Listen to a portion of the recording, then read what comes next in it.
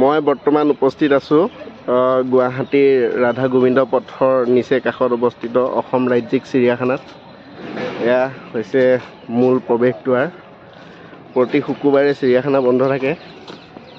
এয়া হৈছে আমাৰ প্ৰৱেশদ্বাৰ। আপোনালোকক মই এই চিৰিয়াখানাৰ ভিতৰৰ সমগ্ৰ পৰিৱেশবোৰ দেখাই যাম। আপোনালোকে মোৰ ভিডিঅ'টো কোনো ধৰণৰ স্কিপ নকৰাকৈ প্ৰথমৰ পৰা শেষলৈকে চাই যাওক। যদি মোৰ ভিডিঅ'টো ভাল লাগে তেন্তে এটা লাইক কৰি দিব, চেনেলটো ছাবস্ক্ৰাইব কৰি থ'ব যাতে মই দিয়া ভিডিঅ'বিলাক আপোনালোকে পায়।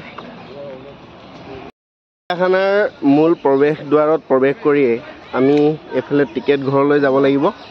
আৰু এইটো হৈছে টিকেট কাউণ্টাৰ। টিকেট কাউণ্টাৰত চাগে 10 টকা লয় এটা টিকেটত। টিকেট কৰিহে আমি এই চিৰিয়াখানাখনৰ ভিতৰত প্ৰৱেশ কৰিব পাৰিম। ইয়াত আমি প্ৰথমতে এটা টিকেট কৰি লওঁ, তাৰপিছত দেখাই আছোঁ ভিতৰৰ সকলো পৰিৱেশ। এই চিৰিয়াখানাখনত প্ৰতিদিনে অসমৰ বিভিন্ন প্ৰান্তৰ পৰা বহুত সংখ্যক পৰ্যটক আহি উপস্থিত হয়।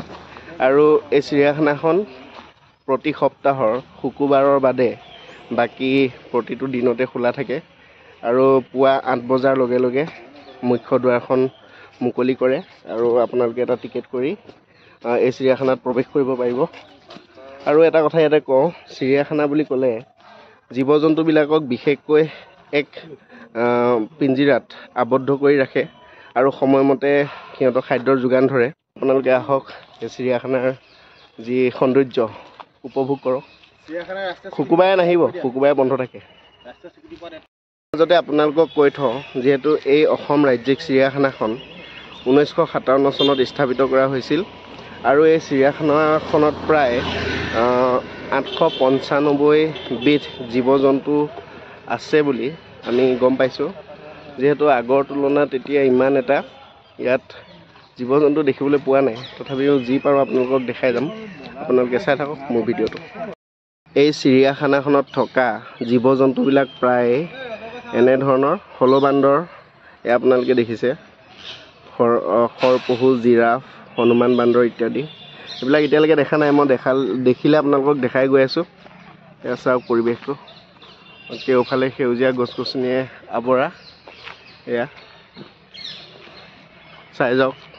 সৰ্পগৃহ, ইয়াত বিভিন্ন প্ৰজাতিৰ সাপ যিহেতু সংৰক্ষণ কৰি ৰাখিছে। এতিয়া কি সাপ আছে চাই যাওঁ। এইডাল মৰিলে নে জীয়াই আছে এইকেইটা? এতিয়া কি সাপ? এয়া চকৰি ফেটি সাপ। এয়া চাওক, ভয় লাগে যিহেতু গ্লাছৰ ভিতৰত আছে, ভয় কৰিবলগীয়া একো কথা নাই। এইটো হ'ল চকৰি ফেটি, ইয়াত সাপ নাই। এইডাল অজগৰ, এইটো জলপহীয়া অজগৰ। আপোনালোকক দেখাই দিছোঁ, ইমান ক্লিনকৈ দেখাব নোৱাৰিম। এয়া চাওক, এইডাল অজগৰ সাপ ধুনীয়াকৈ শুই আছে। এডাল নাই, বহুকেইডাল আছে। কেইডাল আছে? অজগৰ সাপ এইফালৰ পৰা দেখাব চেষ্টা কৰিম আপোনালোকক। এয়া অজগৰ সাপ। ইয়াতো সাপ এডাল আছে। এডাল কি সাপ আমি ধৰিব পৰা নাই। এয়া চাওক, ভালুক আছে বুলি দেখাইছে, কিন্তু মই ভালদৰে নিৰীক্ষণ কৰি দেখিলোঁ ইয়াত নামতহে লিখি থোৱা আছে, কিন্তু জীৱ জন্তুবিলাক ভিতৰত নাই। এয়া চাওক, ইফালে ব্লেক পেন্থাৰ লিখা আছিলে, ঘোং নাই, এইফালেও নাই, নাজানো আৰু। নাহৰ ফুটুকী দেখিছোঁ, ইয়াত লিখা আছে জন্তুক নোজোকাব। এইটো ভিতৰত দুটা আছে, এইটো আপোনালোকে চাওক। সিহঁতৰ মানে জোকালে খুব সোনকালে খংটো উঠি যায়, জোকাব নালাগে। এইটো হ'ল নাহৰ ফুটুকী বাঘ। এইটো চাওক, আমালৈ চাই আছে। ক'ত আছে? ইয়াত দুটা আছে। সিহঁতৰ সময়মতে খাদ্য যোগান ধৰি থাকে। এইফালে ব্লেক পেন্থাৰ, ঘোং লিখা আছে। এইটো ক'ত দেখা নাই? অহ, এইটো চাওক, এইটো চাওক। এইটো জোকালে সিহঁতৰ বৰ সোনকালে খং উঠে, সেইটো কাৰণে আঁতৰি থকা ভাল। সিহঁতক বন্ধ কৰি থৈছে, খোল খাই গ'লে চেচেই আৰু। এইটো চাওক, ভালকৈ দেখাই দিছোঁ আপোনালোকক এইটো।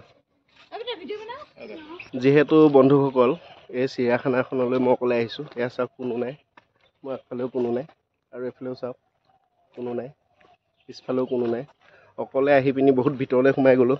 কিন্তু ক'বলৈ গ'লে অলপ ভয়ো লাগে, যিহেতু ইয়াত বনৰীয়া জীৱ জন্তু থাকে না। কিবা কাৰণত যদি মুকলি হৈ আহে তেতিয়া ৰক্ষা নাই আৰু। তথাপিও অকণমান সাহস কৰিছোঁ, আপোনালোকক দেখাবৰ কাৰণে চেষ্টা কৰিছোঁ। কিন্তু যিমান ঘূৰিছোঁ সিমান আমি দেখা নাই। বাৰু আপোনালোকক যি পাৰোঁ দেখাই যাওক। আপোনালোকে মোৰ ভিডিঅ'টো স্কিপ নকৰাকৈ প্ৰথমবাৰ শেষলৈকে চাব, তেতিয়াই ভাল পাব। আৰু যদি ভাল লাগে এটা লাইক কৰি দিব, শ্বেয়াৰ কৰি দিব আৰু লগতে মোৰ চেনেলটো ছাবস্ক্ৰাইব কৰি থ'ব।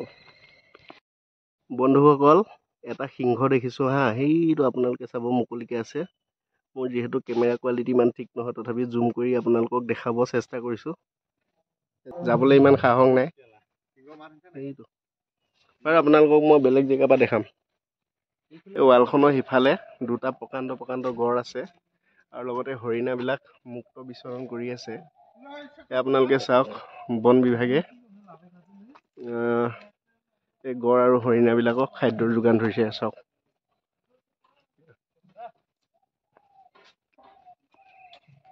চাওক নীলগাই। ইয়াত মই দুজনী নীলগাই দেখিছোঁ।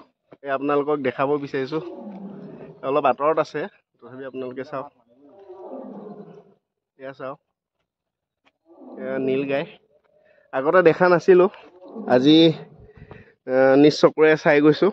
যিহেতু আপোনালোকো আহিব, যেতিয়া আপোনালোকে চিৰিয়াখানাখনত প্ৰৱেশ কৰিব তেতিয়া আপোনালোকৰ এনেকুৱা লাগিব যেন চিৰিয়াখানাখন বেছি ডাঙৰ নহয়। আৰু যেতিয়া ক্ৰমান্বয়ে ভিতৰলৈ সোমাই সোমাই আহি থাকিব তেতিয়া শেষ নোহোৱা হ'ব, বহুত ডাঙৰ ভিতৰলৈ। আপোনালোকৰ চাই চাই আমনি লাগি যাব, কিমান ধুনীয়া এটা পৰিৱেশ চাওকচোন। আৰু যিসকল ব্যক্তিয়ে সদাশয় ব্যক্তিয়ে এই আমাৰ গুৱাহাটীত থকা চিৰিয়াখানা দেখা নাই বা আজিলৈকে চাব অহা নাই, আপোনালোকে চিৰিয়াখানা চাবলৈ আহিব। মানে এটা বহুত ধুনীয়া পৰিৱেশ, লগতে আপোনালোকৰ মনটো ভাল লাগিব। এয়া চাওক, চিৰিয়াখানালৈ আহিলে আপোনালোকে দেখা পাব এই হৰিণাবিলাক মুক্তভাৱে বিচৰণ কৰি থাকে। এয়া চাওক, মানে বহুত ধুনীয়া লাগে আহি, আপোনালোকে চালে ভাল পাব। এয়া চাওক, চাওক আপোনালোকে ৰয়েল বেংগল টাইগাৰ। এই যিটো আপোনালোকে মানে পিঞ্জিৰা দেখিছে, ইয়াৰ ভিতৰতে এটা বাঘ আছে। এতিয়া বাঘটো ক'ত আছে আমি এবাৰ ভালদৰে চাম। আপোনালোকে যদি ভালদৰে লক্ষ্য কৰে তেনেহ'লে সেই ৱালখনৰ কাষত, মোৰ দেখাবলৈ অলপ অসুবিধা হৈছে, তথাপিও যি পাৰোঁ চেষ্টা কৰিছোঁ। এই কাষত এইয়া শুই আছে, চাওক বাঘটো শুই আছে। সেইটো কাৰণে আপোনালোকক মই ভালদৰে এতিয়া দেখাব নোৱাৰিম। কিন্তু অকলে আহিলে অলপ ভয় ভয় ভাৱ এটা থাকে, মানে কিবা এটা হৈ যায় নেকি। চাওক হৈ গ'ল, আপোনালোকে এই আৱাজটো শুনিছেনে বাৰু? এইটো চাওক, এই অলপ আগত ডাঙৰ ডাঙৰকৈ চিঞৰি আছিলে। মই ভাবিছিলোঁ কিবা স্পীকাৰ লগাই থৈছে নেকি। তাৰপিছত ইয়াতে কৰ্মৰত এজন ব্যক্তিক লগ পালোঁ। লগ পাই মই সুধিলোঁ যে এইটো একচুৱেলি আপোনাৰ স্পীকাৰ লগাই থোৱা আছে নেকি? তাৰপৰা কৈছে বোলে সিংহৰ মাত বোলে। মই তেতিয়া ভাবিছোঁ সিংহ এনেই বনৰ ৰজা নহয়, কাৰণ সিংহইতো চিতাবাঘৰ দৰে দৌৰিব নোৱাৰে। সিংহ যিহেতু শিয়ালৰ দৰে বুদ্ধিও নাই, সিংহ আকৌ হাতীৰ দৰে ওখ পাখৰ শকতো নহয়, শক্তিও নাই। তেনেহ'লে সিংহক কিয় বনৰ ৰজা পতা হ'ল? কাৰণটো এই আৱাজটো এতিয়া অলপ আগত যে শুনালোঁ, সেইবাবে সিংহ হৈছে বনৰ ৰজা। বাৰু আপোনালোকে পাৰিলে মই ভালকৈ শুনাব চেষ্টা কৰিম। হয়তো আপোনালোকে ইমান ক্লিয়াৰকৈ নুশুনিব পাৰে, তথাপিও শুনাবলৈ চেষ্টা কৰিম। সিংহৰ যিটো আৱাজ মানে ইমানেই ডাঙৰ, আপোনালোকে ভাবিব কিবা স্পীকাৰত মানে চিঞৰি আছে নেকি।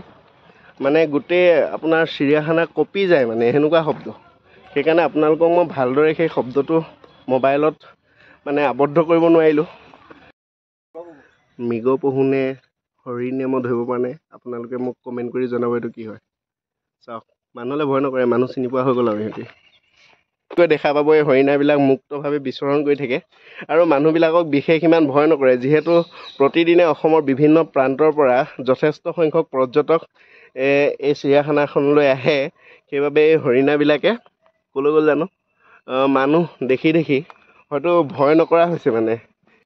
বান্দৰবিলাক দেখিছেনে কিমান উৎপাত এইটো কি পেলাই দিছে মাথালৈ দলিয়াই দিছে এইটো অকমানি পোৱালি এটা আৰু মানে এইকেইটা আৰু চাওক এলে মানুহ কেইজনমান আহিছে আৰু এই বান্দৰবিলাকে মানে মানুহক ভয় নকৰে মানে ইহঁতে কি হয় সদায় মানুহ দেখি দেখি বিন্দা মোৰে ভয় লাগি গৈছে কিবা ক'ব নেকি বুলি মানে সদায় দেখি দেখেতো এই কাজিয়া লাগিছে দুটা আৰু এটা কথা ইয়াতে কওঁ মই আপোনালোকক যিমান দেখাব লাগিছিল সিমান দেখাব নোৱাৰিলোঁ তথাপিও যি পাৰিলোঁ তাকে আপোনালোকক দেখালোঁ চাওক আমাৰ ভাৰতৰ ৰাষ্ট্ৰীয় পক্ষী মৰা চৰাই ময়ূৰ বুলিও কয় মৰা বুলিও কয় আপোনালোকে চাওক ধুনীয়াকৈ ইয়াত বহি আছে এয়া মোৰ ফালে চাইছে এয়া চাওক ইয়াত কেইটা আছে নাজানো মই এটাহে দেখিছোঁ বাৰু এতিয়ালৈকে আৰু আছে ইফালে মানে বহুত ভাল লাগিছে জেগাটো মানে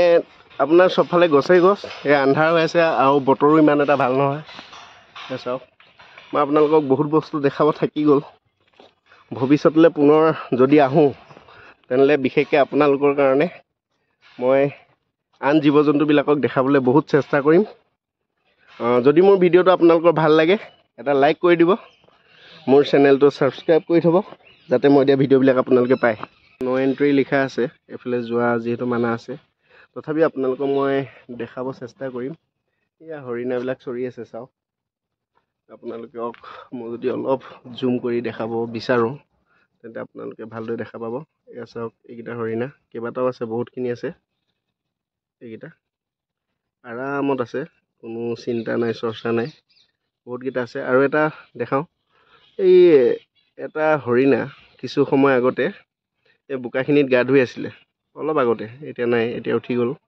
এইটো সেইফালে গ'ল অলপ ব্লাৰ হৈ আছে ৰ'ব এইটো এই হৰিণাটো অলপ আগত ইয়াত গা ধুই আছিলে এইটো বোকাত তাকে আপোনালোকৰ এইটো চাওক তাকে আপোনালোকে যদি ইয়ালৈ আহে ভাল লাগিব আৰু পৰিৱেশটো বিশেষকৈ আপোনালোকৰ মানে এটা নষ্টালজিক হিচাপে ভৱিষ্যতলৈ মানে পুনৰ মনৰ মাজত থাকি যাব মানে এই স্মৃতিবিলাক সেইবাবে আপোনালোকে আহক চাওক চিৰিয়াখানাত থকা জন্তুবোৰ মজা লাগিব তেনেহ'লে আজিলৈ ইমানেই মোৰ ভিডিঅ'টো ধন্যবাদ